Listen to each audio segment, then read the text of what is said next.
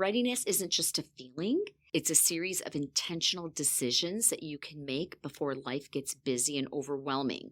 If your outside world is chaotic, your inside world is chaotic as well. Prepare your space, prepare your system, prepare your mindset, prepare your people. And it's so liberating. Welcome back to N.E.T Collective Season 2 for those of you who know us, and welcome to anyone joining us for the first time. I'm Kay McBrearty, and it's going to be an amazing Season 2, filled with relevant topics, fresh takes, useful tools, and insightful guests. It's going to be a meaningful season, and we're ready for you. Thanks, Kay. It's Vinita Patel here. And yes, welcome to all of our listeners. You know, Kay, when I think about what Season 2, the goals for our Season 2, I'm really excited because I know that we've been a strong resource hub for our N.E.T Collective community. And I believe that Season 2 is just going to be filled with more impact on a deeper level. So I'm really excited. Awesome. And what about when we reflect back on Season 1? Yeah, when we reflect back on Season 1, the word that comes to me is evolving or evolution. Yeah. You know, I feel like Season 1 is different than Season 2 in a good way. Yep. And Season 3 and hopefully 4 and 5 and 6 right. and for as many as we've got the bandwidth to do so, will continue to evolve and be a source of good information for our community. And meet the needs of the audience. As Absolutely. Those evolve, we will evolve. We will evolve with them. So yes, please keep in touch with us as we continue. So with that, how was your summer? Let's talk about something super fun. It was awesome. It goes so fast. They seem to go faster and faster. Yeah.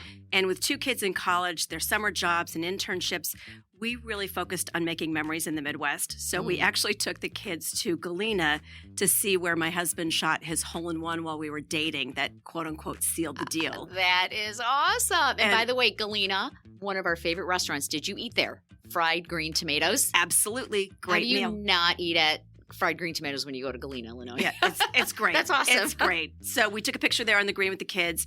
And then the pro there now is even named Kay, which was kind of funny. And then because our town is on Lake Michigan, we spent a lot of time at the beach boating and paddleboarding and just catching some great sunsets. And we ended this summer with a fun family wedding up in Madison.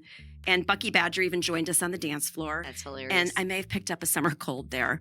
And while we really had a great summer, we still, just to be real, we had a couple visits to auto body shops. Everybody's fine. We also had a couple trips to the ER for the seniors. Everybody's fine. But it's life, right? You get the highs and you get the surprises. That's right. First, I'm glad everybody in your family and in your social circle is okay. And you're right, that's life. And I think you just gave me an episode idea. We are the sandwich generation. Yep. We're taking care of our kids, no matter how young or old they are. And then we have some aging parents. So I'm glad to hear that everyone is okay on your end. How about your summer? Our summer was really good. Thanks for asking.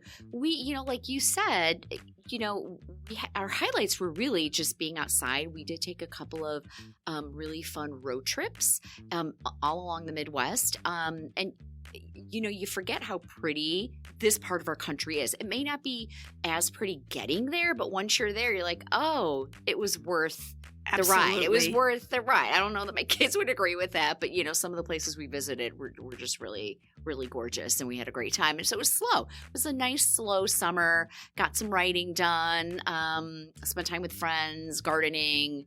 And you're right. I can't believe. I mean, it's only mid-August, but we keep saying summer is over. It's not over. No. But it just aligns with our school schedules, right? Because kids are going back to school. So with that said, are you ready to talk about readiness? Let's go.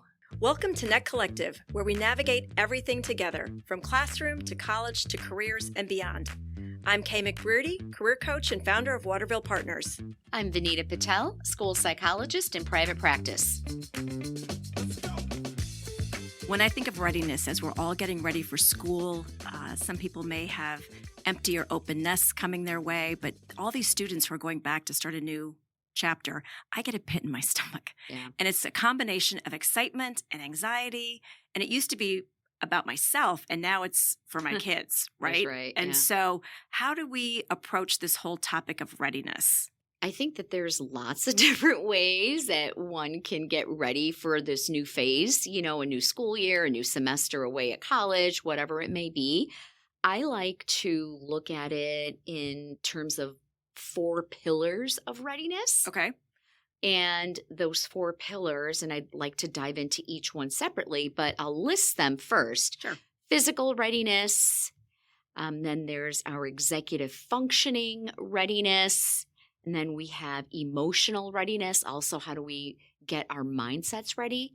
And then finally, relational readiness. Well, and when we were prepping for this episode, I thought of readiness in 2 pieces, sort of the inside and the outside. Mm-hmm. And those blend in really nicely with your 4 pillars. Yeah, I'd say when you say it like that, yes, I agree. And from episodes from season 1, we like to work from the outside in, because if your outside world is chaotic, your inside world is chaotic as well. So why don't we start with physical readiness, since that's what I mean about our external world. Sound Perfect. good? Yep. Yeah.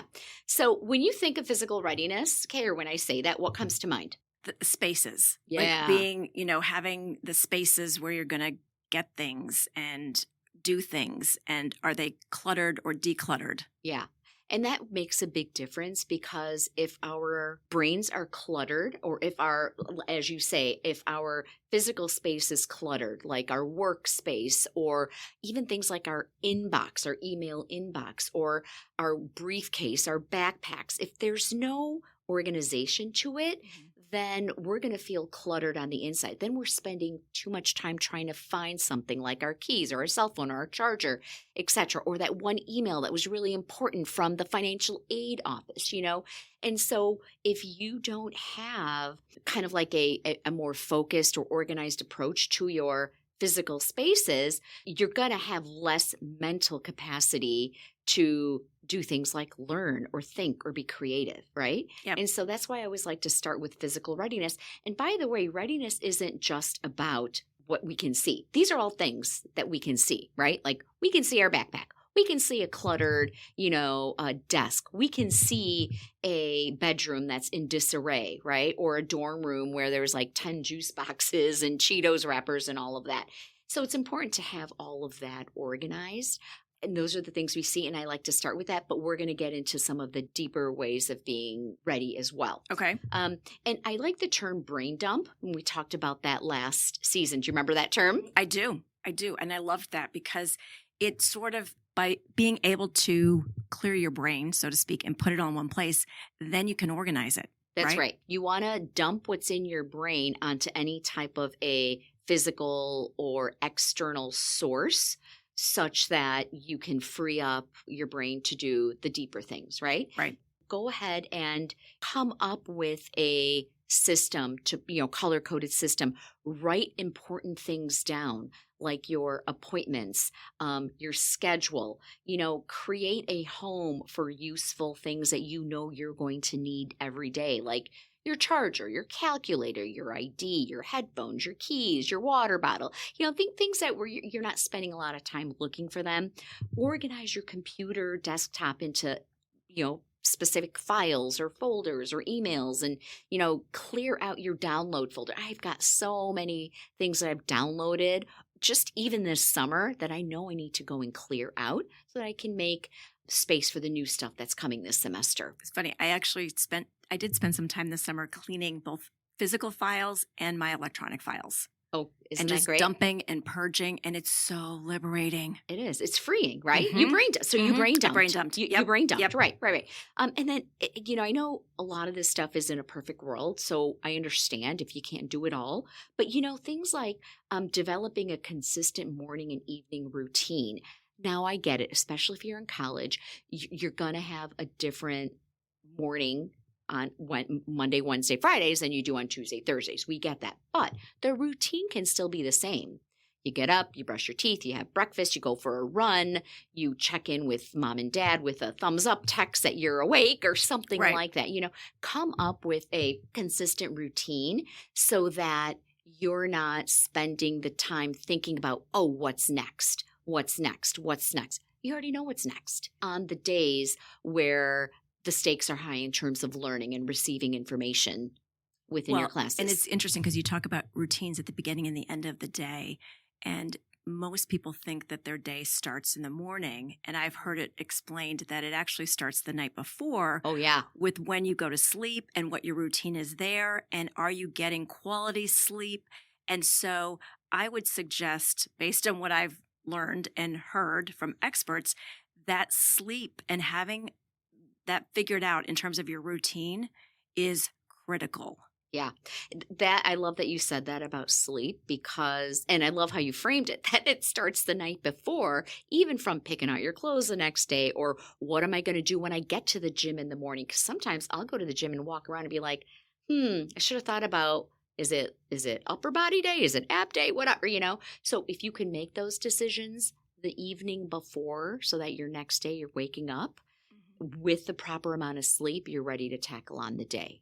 Okay, Awesome. Great. And why all of this matters, it's because every minute you're needing to make decisions is a minute taken away from things that could have been decided the night before or that morning, right?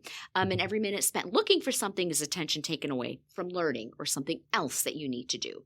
An organization, as we know, reduces unnecessary stress before the day begins. Okay? Perfect. So any questions about Pillar 1, which was the physical readiness? Sounds good. Okay. Pillar 2, executive functioning readiness. Now, organization we know is part of that, but I feel like organization deserves its own limb because there are so many areas where we need to be organized. And so when I talk about Pillar 2 being executive functioning or cognitive readiness, I'm talking about the skills that we may not see. Next week, you're going to really unpack college readiness. But if I can, I want to talk a little bit about the college piece is knowing where your resources are before you arrive is a really good idea. And by that, I mean, know where the academic resource mental health center is, or the health center, or the tutoring center. Knowing that and planning ahead, this is part of our executive functioning skills, planning ahead for the pitfalls and for the things that can go wrong or that you're going to need before you actually need them is part of Pillar 2 of readiness. Well, and even for parents to know ahead of time. Yeah. Before their kiddo starts at a new school. Could be a grade school, a high school, a college, but knowing what resources there are for parents and knowing what resources are available for their children within that school system or within that building or beyond. Maybe it's through your own healthcare providers or other things, but just understanding what resources are out there, I think, for people before you actually need them. And leaning into parents who have already parented ahead of you. Oh, yeah. That's a resource. Like finding out who's done it. I mean, I've got one friend who's got 4 kids and her caboose overlaps with my caboose, but I call her when I need something. I'm like, okay, I need a tutor for this. What can I do? Like being able to lean into what other people have already done, in my opinion, no sense reinventing the wheel. Like there's people who already know some of these resources, ask them.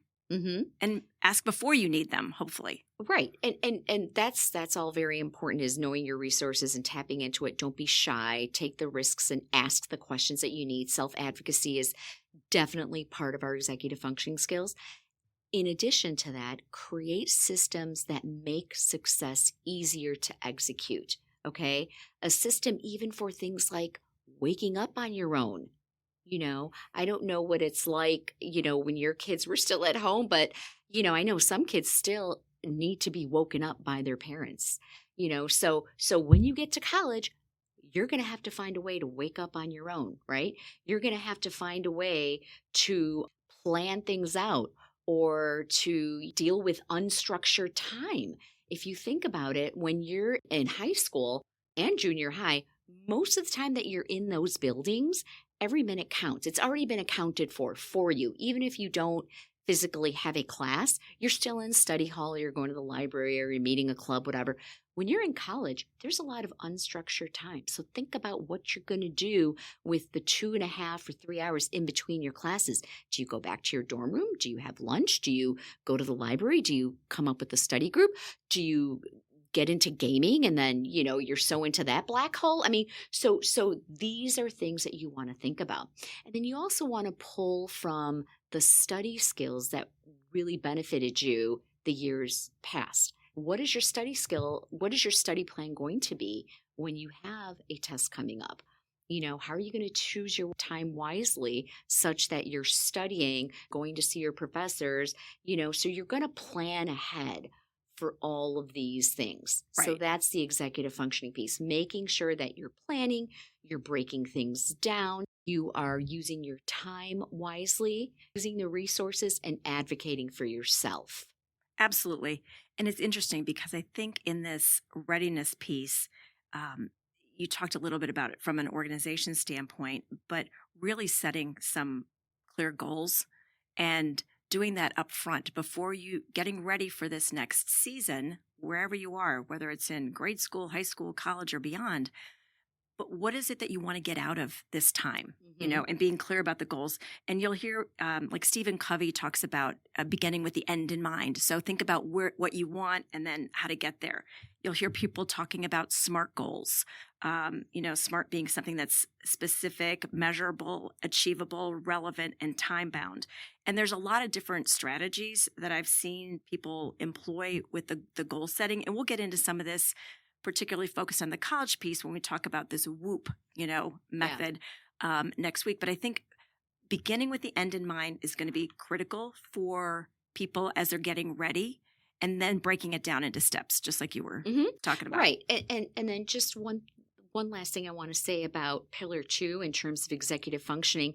We know that our EF skills are about managing your brain and not relying on it to remember everything. That's why these systems and getting things out on a planner and breaking things up is really, really important. And the systems that you're using, whether it's for time management, and if you go back and listen to some of our episodes from season 1, they reduce the need to constantly remember. Remember, successful students don't necessarily have better memories. They just have better systems. Okay? Absolutely. And let's jump now into Kay, what you already were alluding to is the emotional readiness and the mindset readiness. So preparing our mindset before challenges arrive, and like you said, seeing the end goal is really important in that piece. And so let's take a step back. When our kids are in elementary school, middle school, junior high, school happens to them. They're kind of being told, these are the classes you need to take. This is what your schedule looks like. But when you get into the upper grades, high school, and of course college, you have more agency over your schedule. The classes you take, you have more agency over electives, the clubs you're taking. You may discover new things. So there's a shift to, I am more in control of my system. Take advantage of that with intention, okay? So that gets into what you were saying about setting goals and setting intentions. It's not just about the outcome. It's about setting the intentions. So think about school years in the past and remember what worked, what didn't work. Reflect on that. Any thoughts? Well, it's interesting because when I think about the emotional piece and getting ready, I also think of frustration. I think that a lot of students will get tripped up if they hit a roadblock.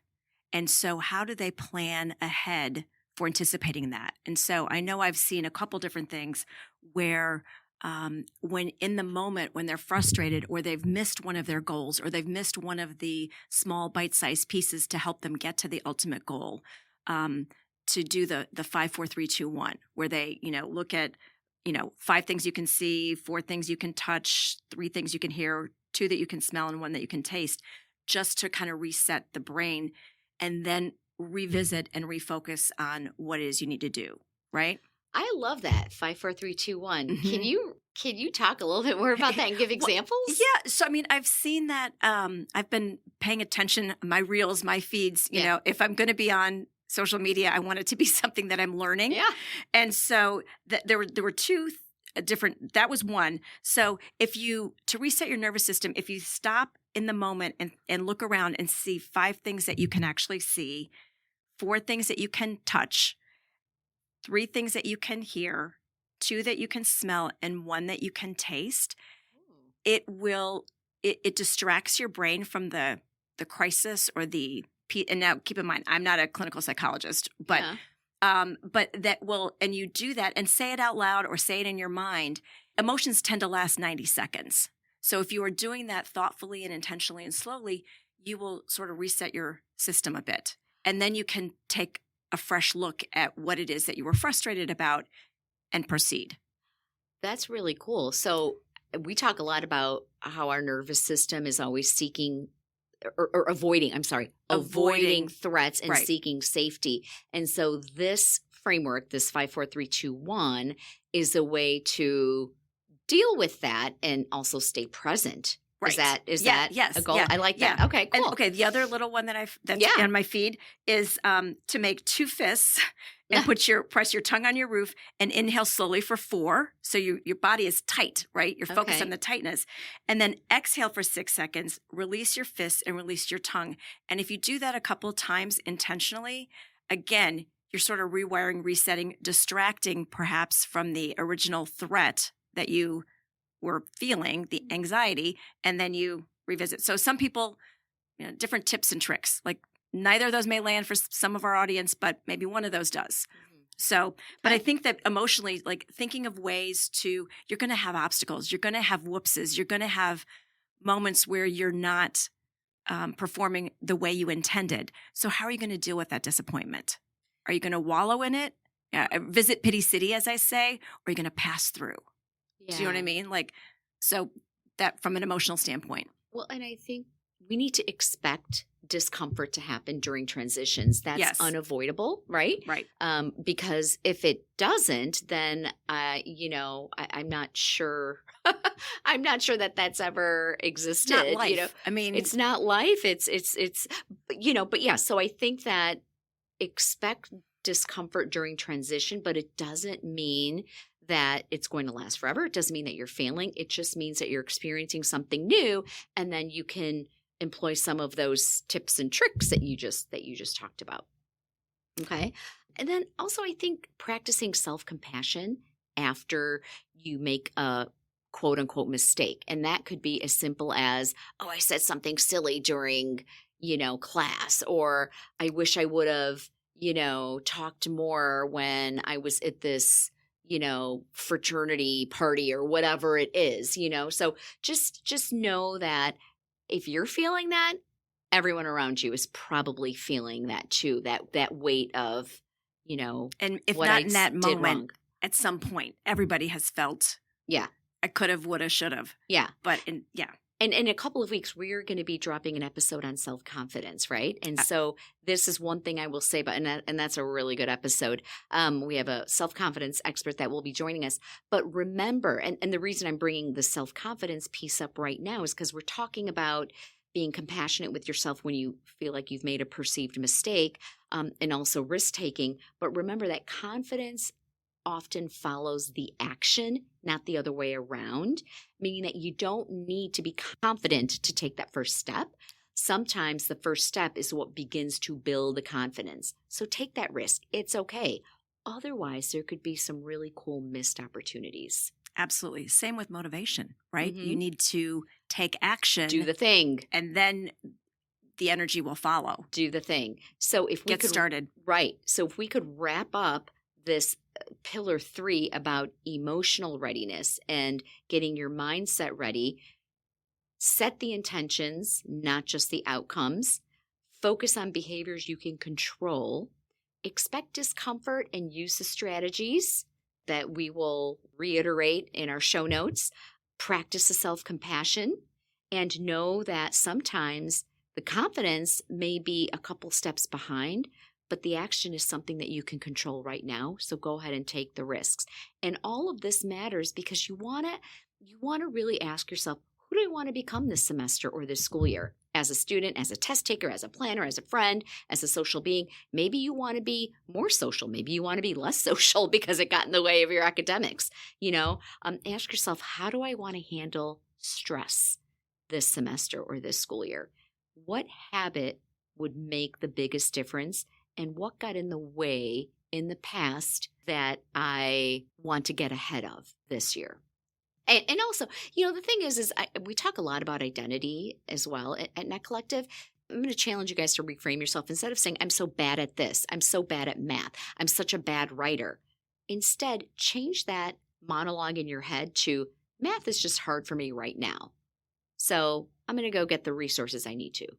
Or I'm learning this right now. Isn't that cool? I'm learning a new skill. I'm learning it. Okay. I know I don't want to be a mathematician, but I got to get through this, and I'm going to get through it with as much grace and help that I know I need. Done. Perfect. Okay. All right. And then the fourth pillar, we're moving right along here, aren't we? The fourth pillar is relational readiness. And I love this one because this is about obviously using the resources around you. It's about finding a mentor. It's about connecting with people. So things like introduce yourself to your teachers or your professor early. Learn their office hours before you need them. Know how to contact your instructors or your TAs. Identify one trusted adult at the school, whether it's a coach, whether it is an RA if you're in college, whether it's your counselor or a former teacher. Explore new clubs and activities during the first week or two. Explore them. Build new friendships intentionally. This doesn't mean waiting passively for someone to talk to you or making, like the relationships just, waiting around for them to happen, especially during a transition when everyone may feel uncertain. Everyone's feeling uncertain, right? So go ahead and be intentional with your friendships. Learn where the tutoring, counseling, disability services are or academic support, and ask for the help before you're overwhelmed. I mean, I think that success in school, work, life, it comes down to having this team around you. Mm-hmm. And as you said, intentionally choosing to spend time with people who are helpful, who are bringing out the best in you.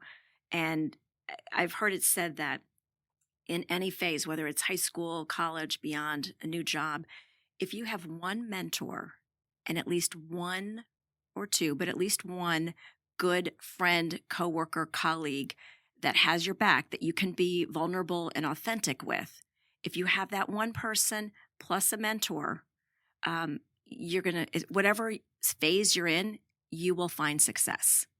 I agree with that. I think mentorship is so underrated, and I feel like that should be an embedded resource that every student has.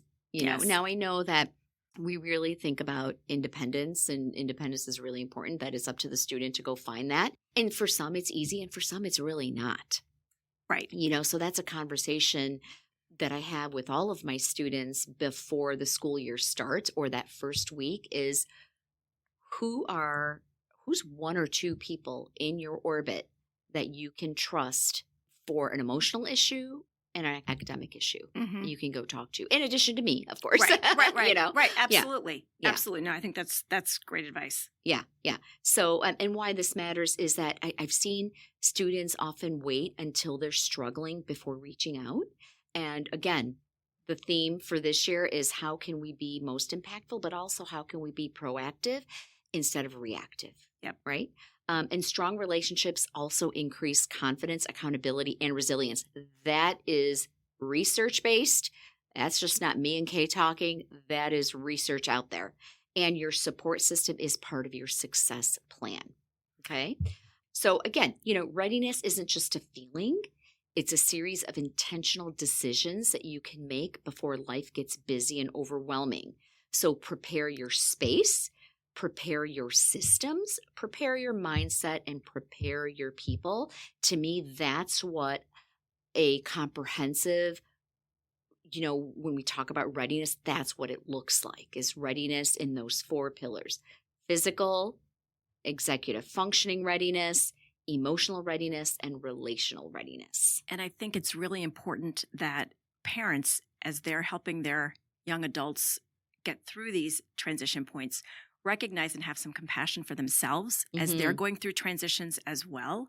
And they want to support their children and sort of ask questions maybe instead of trying to fix everything for them, maybe lead them, offer other resources, validate some of their feelings and nervousness that they're having.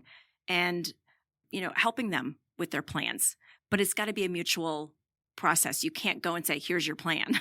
Yeah. I mean, they need to create the plan, but you can be part of the conversation maybe and find ways. And then the other thing is, with a lot of people, their nests are changing. So it could be that their last one's now in full-time school or in high school or in college. And so their nest might be, I don't use the term empty nest. I say open nest because they often come back. Yeah. But as your nest is changing, how do you adapt with that? And how do you give yourself some grace and space and compassion and make sure that you're taking care of yourself while you're taking care of your young people that are also transitioning? So I think that's really important. And correct me if I'm wrong, I think you're saying this because you're on the other end of it. You've had to deal with that because both of your kids are out of the house. Well, off at college. Yeah. They're off at college. Yeah, But, yeah, so but you then know how but then they important that keep is. coming back. But how, what's your new normal? Yeah. Right? At every phase and stage, there's a new normal. Yeah. So figuring that out. And since you're talking about parents, one thing that I think is also important to say, and I think this would fall in between executive functioning readiness and emotional readiness, is have the conversation with your children before they go off to college about finances. How much are we going to allow you to spend on our time every week? When should you do laundry? What's a good rule for that? Or how often things like should you be changing your sheets or, ordering groceries or, And there are some great checklists out there. I mean, the Grown and Flown is one resource that's out there. Yeah. They've got a great website. They've got tons of checklists for, send off for college, for high school, just getting ready too, for those types of things. And I think maybe what's different about this podcast versus some of the lists that you might find out there is, again, some of the science around it, but also how all of these pieces fit together. And I know that some of the colleges also have apps. Yep. With kids can just open up their app and then be like, oh, this is the resource I'm looking for at this moment. This is where I can go and get, I've got a cold. I need to get like a flu test or a COVID test or whatever it is. This is where I can go. So bottom line, look at the resources around you, get those in order, prepare your space, prepare your system, prepare your mindset, prepare your people. That's what readiness looks like. Ready, set, go.